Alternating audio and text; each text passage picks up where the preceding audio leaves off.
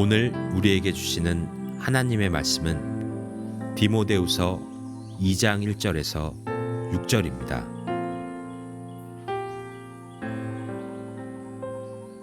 내 아들아, 그러므로 너는 그리스도 예수 안에 있는 은혜 가운데서 강하고 또 내가 많은 증인 앞에서 내게 들은 바를 충성된 사람들에게 부탁하라.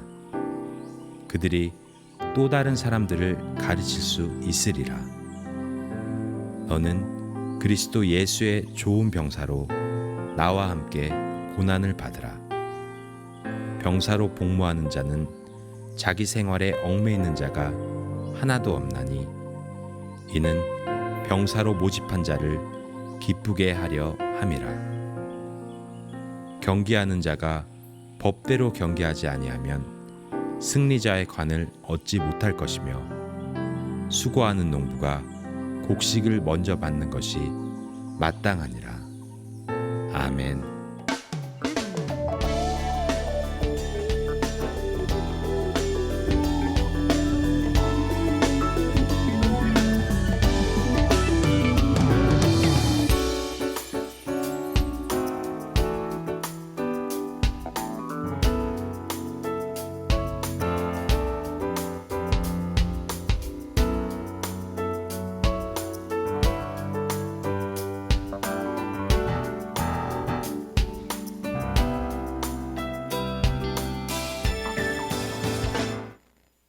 할렐루야.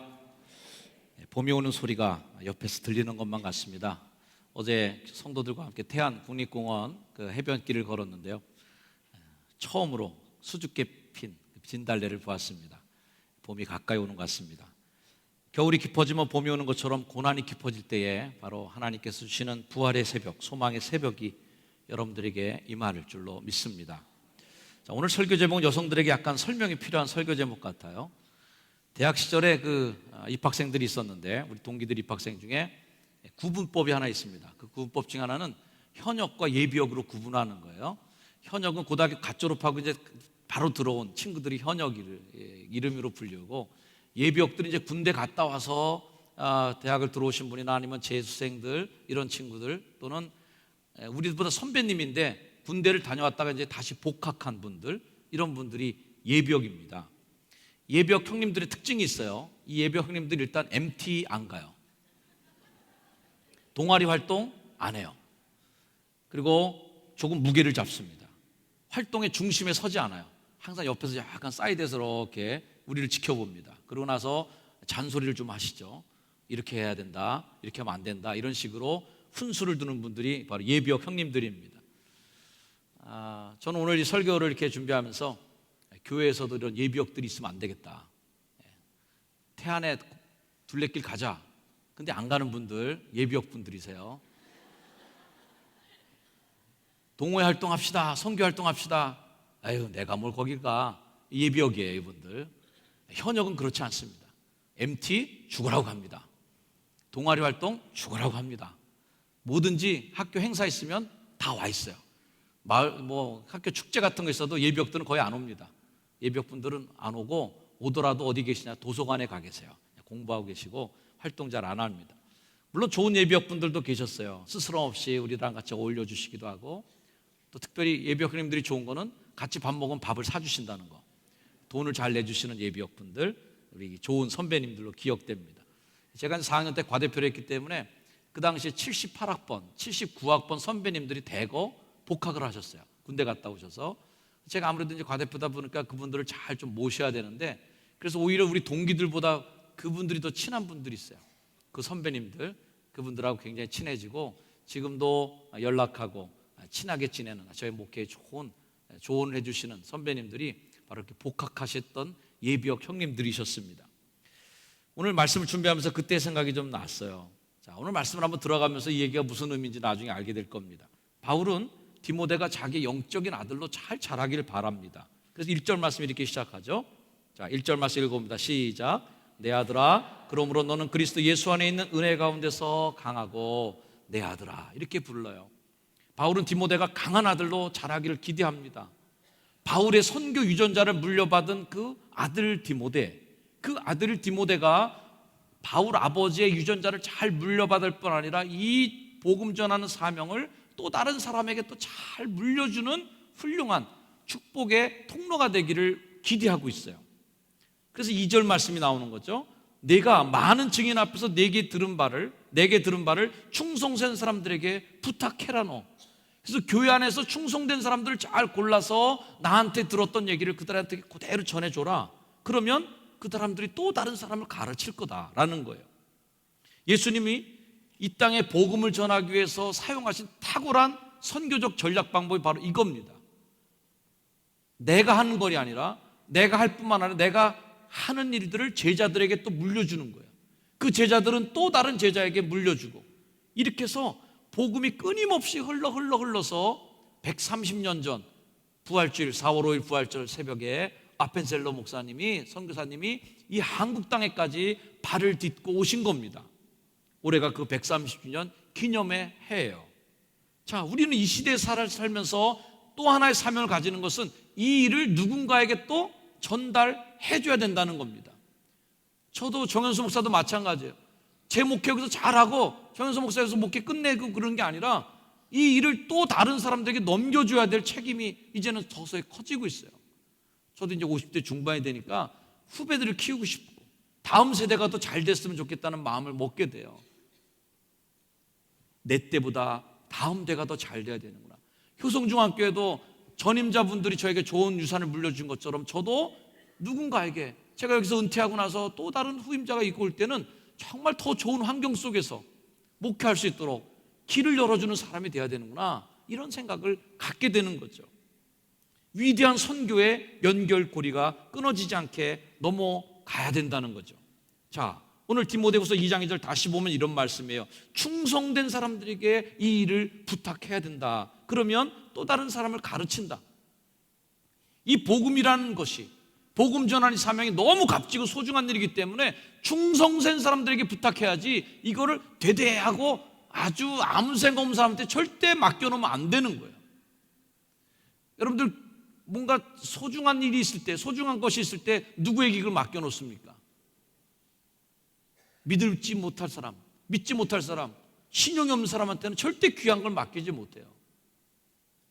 교회 안에서도 가끔 불평이 있습니다.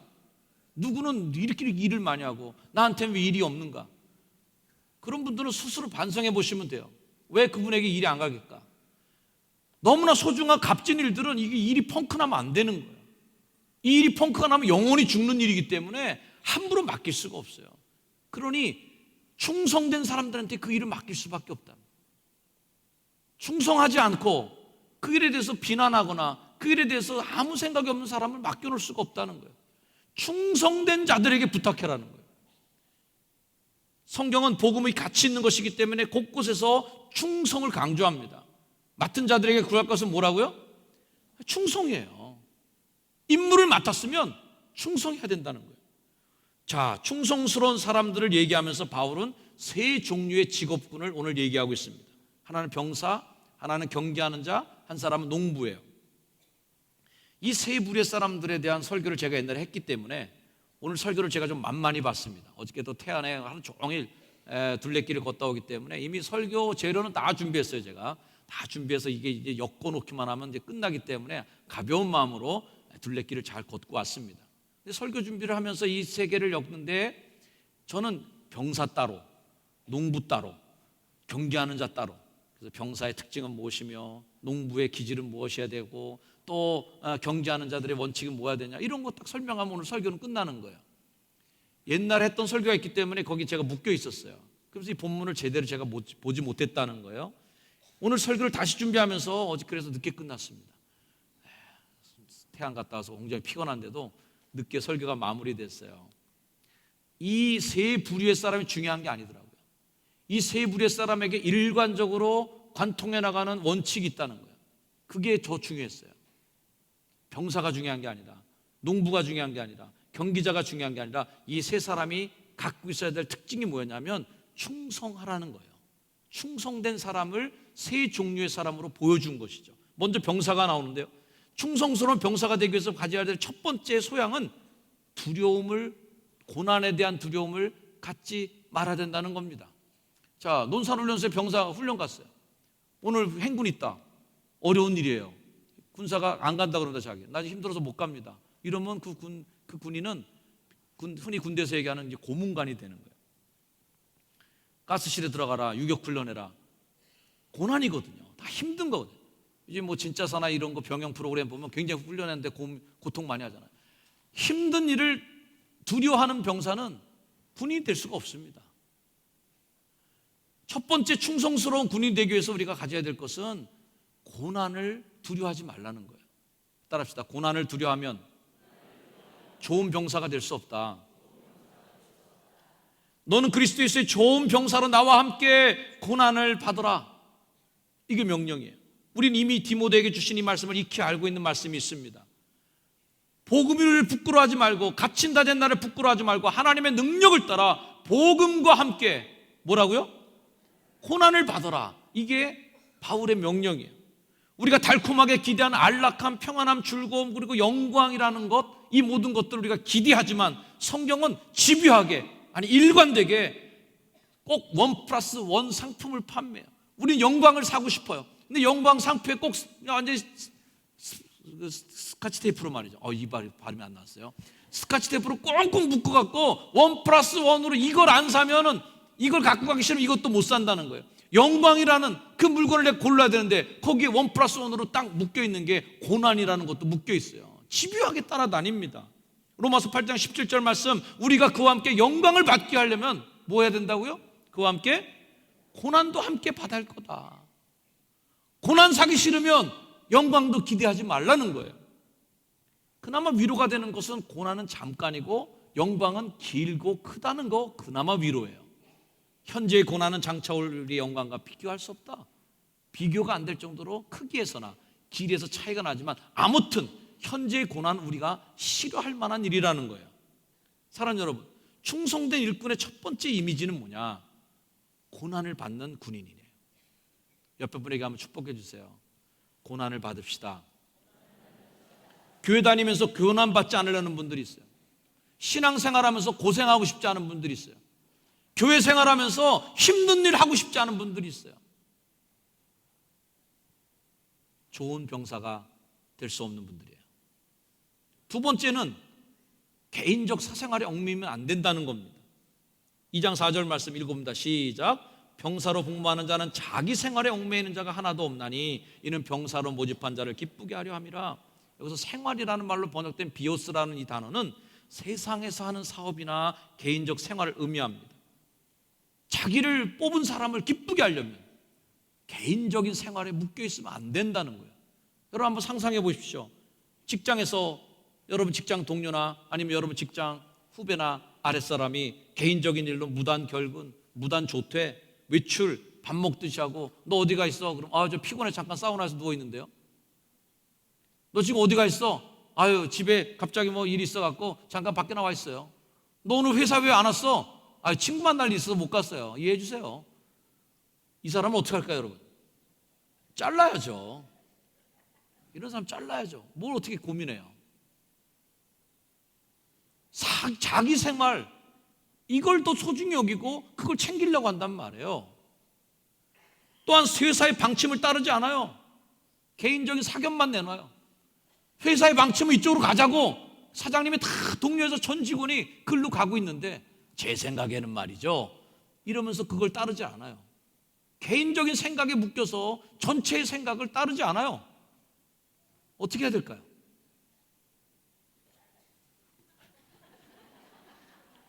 권사님 입에서 험한 말 나오네.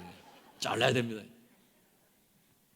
군대에서 그런 사람은 오히려 암적 존재가 됩니다. 작전에 심각한 오류를 범하게 만들 수 있어요. 사랑하는 성도 여러분, 특별히 우리 교회 중직을 맡은 임원 여러분, 충성된 자에게 부탁을 하셨으니까 우리 교회 임원들은 충성된 자들이에요. 병사예요. 어떻게 하셔야 되는가? 고난을 두려워하면 안 되고, 여러분들이 맡겨진 일에 대해서 개인적 사생활로 인해서 맡겨진 일을 소홀히 하면 안 된다는 겁니다. 오늘 오후에 임원회가 있어요. 개인적인 사생활로 빠질 분들이 있으리라고 생각합니다. 오늘 설교를 들으시고 잘 결정해 보시길 바랍니다. 부담되는 말이에요. 따라합시다. 우리 병사가 가져야 될 두 가지 소양, 첫째, 고난을 받으라. 둘째는 자기 생활에 얽매이지 말라. 자, 이제 두 번째 경계하는 자가 나옵니다. 충성스러운 사람의 두 번째 이미지는 경계하는 자예요. 2장 5절 말씀 읽어봅니다. 시작. 경계하는 자가 법대로 경계하지 아니하면 승리자의 관을 얻지 못할 것이며. 바울은 이 헬라 문화에 익숙한 사람이에요. 여담입니다만 바울은 그래서 꼭 예를 들어도 도시적인 또 헬라적 비유를 많이 듭니다. 바울은 아마도 올림피아드 경기장에서 콜로세움 같은 데서 올림피아드 경기를 하는 경기자들을 봤을 거예요. 뜀박질해서 우승의 면류관을 쓰는 사람들, 이런 걸 본 사람이니까 오늘 비유도 그렇게 드는 거예요. 경계하는 자가 법대로 경계하지 않으면 승리자의 관을 얻지 못할 것이다. 바울은 헬라적이고 도시적인 사람이기 때문에 전신갑주를 취하라, 뭐 번쩍번쩍 투고 의에 흉배를 붙이고 뭐 이렇게 그 도시적인 비유를 드는데, 예수님은 촌스러운 분이라 들에 핀 백합화를 봐라, 공중에 나는 새를 봐라, 씨 뿌리는 자의 비유를 들어봐라. 맨 촌놈이 드는 비유만 들으세요. 예수님은 자라는 환경이 완전히 다른 거예요. 바울이랑 도시적인 분, 시골스러운 분. 여기는 헬라적 문화, 여기는 히브리적 문화에 완전히 계신 분. 예수님 외국 여행을 안 해보셨으니까 어렸을 때 잠깐 이집트 여행 해본 거 외에는 외국에 나가보신 적이 없어요. 아무튼 바울과 예수님의 비유의 차이가 있습니다. 자, 바울은 월계관을 쓰는 사람을 봤을 거예요. 헬라 문화에서 살았으니까. 아, 저렇게 하면 우승하는구나. 그러면서 법대로 경계해야만 관을 쓴다는 걸 알았습니다. 이 법대로라는 말을 성경 주석을 찾아보니까 재미있는 주석이 있어요. 그 당시에 경기 규칙 중에 법대로 경계해야 되는 그 경기 규칙이 있는데, 법대로라는 말은 뭐냐면 빨고벗고 경계해야 된다는 게 경기 규칙이었답니다. 그림 같은 거 여러분 보신 적 있죠? 뭐 격투기 하거나 레슬링 하거나 이런 사람들 보면 다 빨고벗은 모습으로 그림을 그려놓은 로마 시대에 경기하는 모습을 볼 수 있습니다. 그 당시에 법대로라고 하는 경기 규칙은 빨고벗고 해야 된다는 거예요. 그럼 바울이 이 얘기를 할 때 그런 어떤 의미 속에는 먹을 것과 입을 것, 그냥 걸추적스럽게 내게 붙어 다니는 이런 것들을 벗어 던지고 법대로 해란 말이죠. 이게 하나님의 법이다, 이런 말로 주석해 놓은 본문도 제가 봤습니다만, 아무튼 오늘 본문의 주제는 룰대로 하지 않으면, 규칙을 안 지키면 탈락이다라는 거예요. 제가 이 기사를 봤을 때가 이제 그때 굉장히 시간이 남았었는데, 이제 내일이네요. 23일. 내일이 무슨 날이냐면 박태환 선수가 세계 수영 연맹의 청문회에 참석하기 위해서 출국하는 날입니다. 자, 박태환 선수 우리나라 사람들 다 아는 유명한 수영 선수예요. 그 선수가 약물 복용으로 인해서 뭔가 문제가 생겼습니다. 그래서 세계 수영 연맹에 이제 청문회에 참석하기 위해서 가는 거예요. 박태환 선수는 그 일에 대해서 자기는 몰랐다 얘기했습니다. 테스토스테론이라고 하는 성분이 포함된 네비도 주사를 의사가 투여했는데, 그 투여한 의사는 현재 과실치상 혐의로 불구속 기소 중이에요. 우리나라에서 이렇게 그 의사에게 세게 징계를 내린 것은 세계 수영연맹이 좀 보라는 거예요. 이 의사가 잘못한 거지 박태환 선수가 잘못한 거 아닙니다. 그러니 좀 봐주세요 라고 이제 어느 정도 읍수하고 있는 거죠. 그러나 이 검찰 수사의 결과가 박태환 선수의 운명에 그다지 영향을 크게 미칠지 못할 거라는 전망을 하고 있습니다. 이런 원칙이에요. 도핑 문제와 관련된 모든 기본적 관리 책임은 선수 자신에게 있기 때문이다. 본인이 책임져야 되는 문제였다는 거예요. 박태환 선수가 이 일로 인해서 당해야 될 불이익들이 있습니다. 국가대표 선발 규정의 5조 6항을 보면 이런 규칙이에요. 체육회, 단체에서 금지 약물 복용, 약물 사용 허용 또는 부추기는 행위로 징계 처벌을 받은 사람은 징계 만료된 날로부터 3년 경과하지 아니한 자는 국가대표 될 수 없다. 즉 징계가 기간이 있을 거예요. 징계 기간이 끝난 다음에도 또 3년간 박태환 선수는 우리나라 국가대표를 할 수가 없어요. 선수 생명이 거의 다 끝났다고 볼 수 있습니다. 그동안 땄던 메달 몽땅 박탈입니다. 한 번의 규칙을 위반하는 걸로 인해서 박태환 선수가 당해야 될 그 어마어마한 불이익들은 정말 그 선수 혼자 감당할 수 없을 정도로 어마어마한 불이익이에요. 몰랐는데도. 저도 대한민국 국민의 한 사람으로 이 선수가 불명예 메달을 박탈당한다든지 국가대표 선수로서 더 이상 뛸 수 없는 사람이 되는 걸 원치 않아요. 하지만 위에 사례에서 보듯이, 제가 이 얘기를 왜 드는가, 박태환 선수를 비난하려고 예를 드는 게 아니라 법대로 경계하지 않으면 안 된다는 걸 얘기하고 싶은 겁니다. 사실 교회는 법이 없습니다. 요즘 교회들이 많이 내규를 만들고 있어요. 저는 아직도 만들고 있지는 않습니다. 법이 필요하지만 교회는 법이 또 필요 없는 곳이기도 해요. 왜? 우리가 내규를 정하고 법대로 하자. 그러나 더 상위법이 있어요, 우리에게는. 이 교회가 그 상위법은 없애고 상위법은 모르고 하위법만 지키려고 하면 이 교회가 아닙니다. 그 상위법은 뭐예요? 사랑과 충성의 법이에요. 목사에게 법으로 하루 8시간은 목사님 일하셔야 됩니다. 내규를 세웠다고 봅시다. 제가 8시간 딱 일하고 손 털고 집에 가면 그게 무슨 목사겠습니까? 더 하는 거죠. 정현수 목사가 8시간만 일하겠습니까? 새벽 기도 나오면 밤 10시, 11시에 들어가죠. 충성의 법이 저를 지배하기 때문에 쉬지 않는 거죠. 열심히 해야 되는 거예요. 상위법이 있는 거예요. 충성하라는 법. 장로님에게 주어진 의무, 권사님들에게 주어진 의무가 있습니다. 교구장도 이 정도 해야 된다. 셀리든 이 정도 해야 된다. 그것만 지키면, 그 법을 지키기 위해서 그것만 지키는 분들은 제가 볼 땐 교회 일꾼이 될 수 없어요. 그것만 하고 끝납니까? 상위법이 있어야죠. 사랑과 충성의 법을 지키셔야지. 성도들도 마찬가지입니다. 아유, 내가 못하러 그런 것까지 해. 이렇게 안 한다 해도 법으로 규제할 게 없어요. 어떻게 제가 징계할 수 있습니까? 가끔 권사님들 오후 예배 출석도 부르고 그러지만 사실 그렇게 해서 출석 안 한다고 그래서 제가 어떻게 하겠습니까? 그것은 그냥 한번 우리가 자극받는 용이지 안 한다고 해서 어떻게 하겠어요? 그러나 적어도 충성된 자들이라면 더 이상 해야 되는 거예요. 더 이상. 사랑과 충성의 법으로 이 일을 감당해야 그 일이 되는 거지. 억지로 출석 부른다고 오후 예배 간신히 오고, 남들 얘기 들을까 봐 간신히 수요일 예배 나오고, 속장님들, 셀리도, 교구장님들 간신히 출석 체크한다고 그러니까 수요일 예배 정도 나오고, 그럴 거면은 차라리 정말 하나님 앞에 부끄럽죠. 부끄러운 거예요. 법대로라고 하는 말은 그 법 이상을 우리가 감당하는 사명자들에게 주어지는 말씀입니다. 우리는 사랑의 법으로 죽기까지 충성하는 것이 아니겠습니까? 할렐루야. 옆에 분에게 가면 축복해 주세요. 사랑과 충성의 법을 지키세요. 그래야 법대로 경계하는 자예요. 마지막 농부입니다. 수고하는 농부가 곡식을 먼저 받는 게 마땅하다는 거예요. 자, 농부의 이미지에는 수고라는 이미지가 들어있어요. 잘 아시는 대로 쌀 밑자는 이 글자의 조합이라고 그래요. 이거 정설인지는 모르겠지만 제가 익히 들은 바 있는 말씀입니다. 쌀 밑자는 8자, 그 다음에 10자, 그 다음에 8자 세 가지 조합을 해서 88.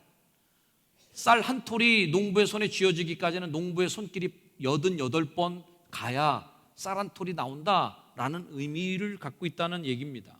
또 이런 속담도 있어요. 벼는 농부의 발자국 소리를 듣고 자란다라는 말이에요. 벼가 햇빛 받고 물 먹고 자랍니까? 아니라는 거예요. 농부의 발자국 소리. 비만 오면 어떻게 됐는지 아침마다 찾아봐주고 저녁 때 또 찾아주고, 농부가 벼를 이렇게 생각하면서 찾아와주고 그 발자국 소리 들어가면서 이 벼는 자란다는 말이에요. 그렇게 수고하는 사람이 농부라는 거예요. 충성스러운 자는 누구일까? 농부라는 거예요. 농부 같은 사람. 어떤 사람? 수고하는 사람. 농부들이 제일 싫어하는 말이 그 말이에요. 아유, 시골길 가다가 이제 은퇴하면 시골에 와서 이제 농사나 질까 봐. 무슨 놈이 농사나 짓습니까? 하루도 못 져요. 우리 같은 사람들 엄청나게 수고하시는 거예요. 수고하는 거예요. 바울은 열정을 갖고 살았던 사람이고 일을 널널하게 하거나 쉬엄쉬엄 하지 않았어요. 언제나 열정을 갖고 최선을 다합니다. 골로새서 1장에 자기가 자기를 고백해요. 이를 위하여 내 속에서 능력으로 역사하시는 역사를 따라 내 힘을 다하여 내가 수고하노라. 힘을 다하여 수고하는 나. 자기에 대한 말이에요. 여러분, 우리 교회에서 충성하는 일을 같은 분들, 우리 교회 장로님, 권사님, 집사님들, 교회 직분 맡은 여러분들은 힘을 다하여 수고하는 사람들이에요. 느긋하게 교회 다닐 수 없는 사람이에요. 그러면 안 된다는 거예요. 힘을 다하여 수고한 사람들만이 들을 수 있는 복된 선언이 계시록에 나옵니다. 계시록 14장 말씀, 내가 들으니 하늘에서 음성이 납니다. 야, 기록해라. 지금 이후로 주 안에서 죽는 자들은 복이 있다. 근데 그들이 누구냐?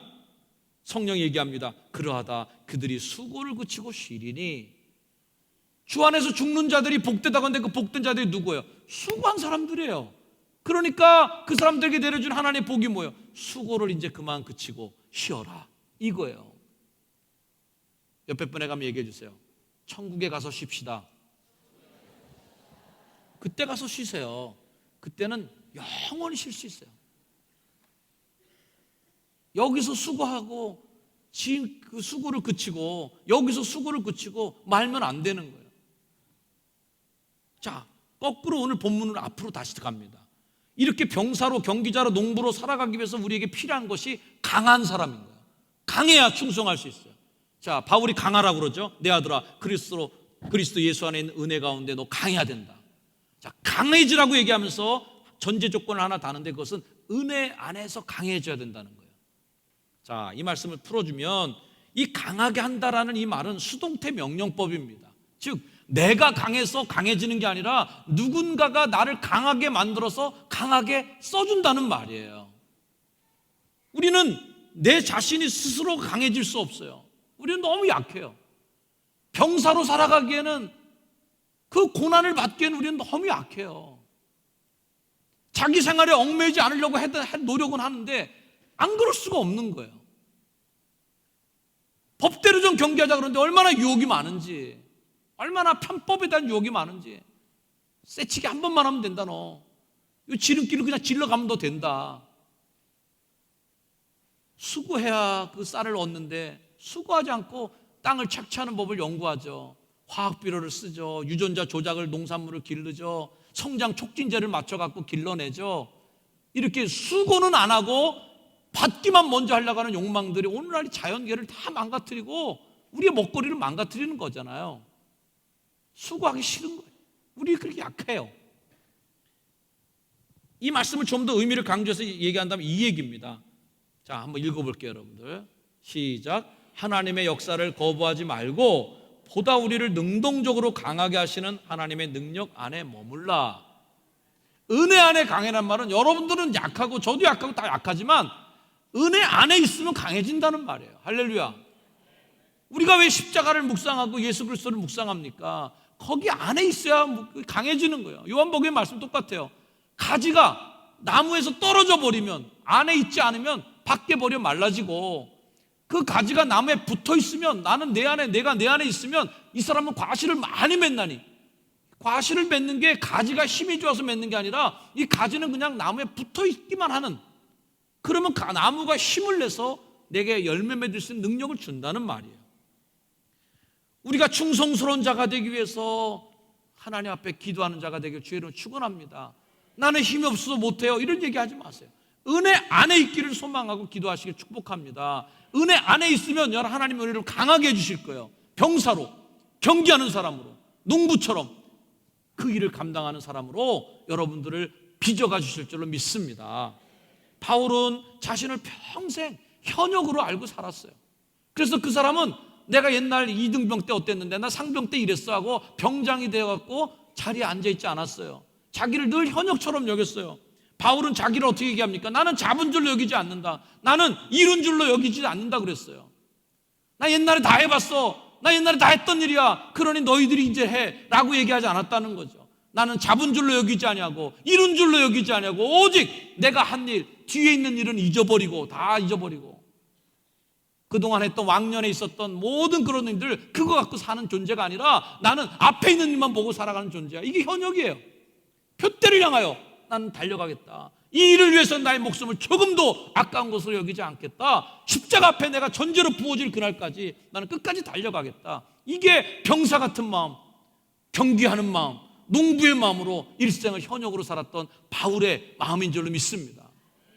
저는 오늘 이 시간 여러분에게 질문해 보고 싶어요.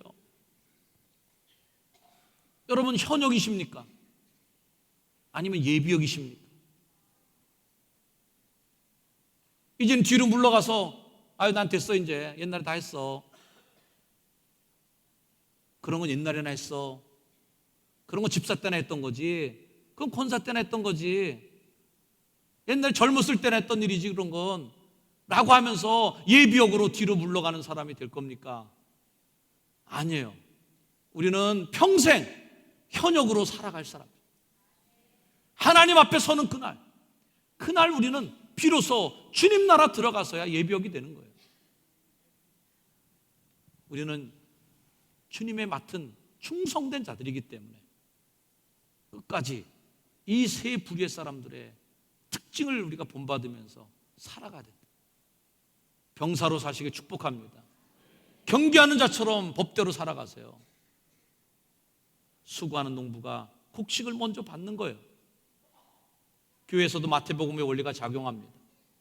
있는 자는 더 가지게 될 것이고 없는 자는 그 있는 것마저도 빼앗겨 버리리라. 교회 일을 잘하고 충성되게 하고 수고를 감당하는 사람은 점점 더 일을 많이 주게 돼 있어요. 왜? 충성된 자들이니까. 점점 더 빼앗기는 사람들이 있어요. 안 하니까. 열심을 안 내니까. 수고 안 하니까. 법대로 하지 않으니까. 수고를 감당하지 않고 고난을 두려워하니까. 여러분들은 정말 주님의 복을 받는 분들에게 주의로 축원합니다. 감당하여서 충성된 자들에게 부탁한 것을 잘 지키고 그것을 또 다른 사람들에게 물려줄 수 있는 후배들을 길러내고 다음 세대를 길러내고 우리보다 다음 세대가 더 잘 되는 그런 복을 누리는 효성중학교가 되기를 주의 이름으로 축원합니다. 기도하겠습니다.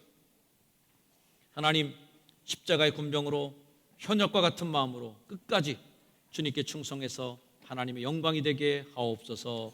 예수님의 이름으로 기도합니다. 아멘.